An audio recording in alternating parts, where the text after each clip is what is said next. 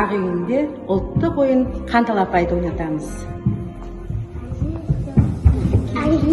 Ал құлыным. Қонақ келсе құт келеді деген. Келсін қонақтар. Сәлем бердік шеше. Ой, балаларымды ала келдім. кіріңіздер, төрлетіңіздер, үйге кіріңіздер. Мен балаларға исламның әкесінің асығы бар еді, сақтап жүрген. Сол асықты берейін, балалар ойнасын. Исламға әкеңе апарып бере қой асықты. Келе қой балам.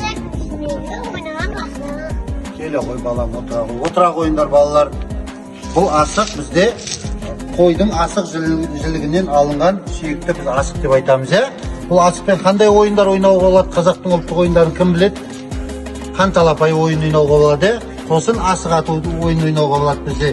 Ал қанталапай ойын сендерге үйретейін ба? Ал мінекей, қанталапай ойында мінекей хан деп мына асықты алайық біз. Осы асықты жинаған ойыншылардың арасынан кімнің асығынан осы хан асығы шығады, сол бізде жеңімпаз атанады. Түсінікті ма?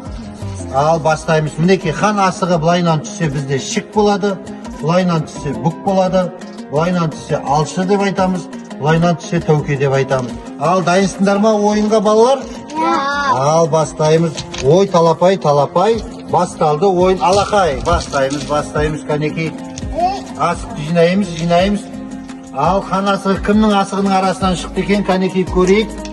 Хан асығы, ой жарайсыңдар, Нұрасылдың асығының арасынан шықты.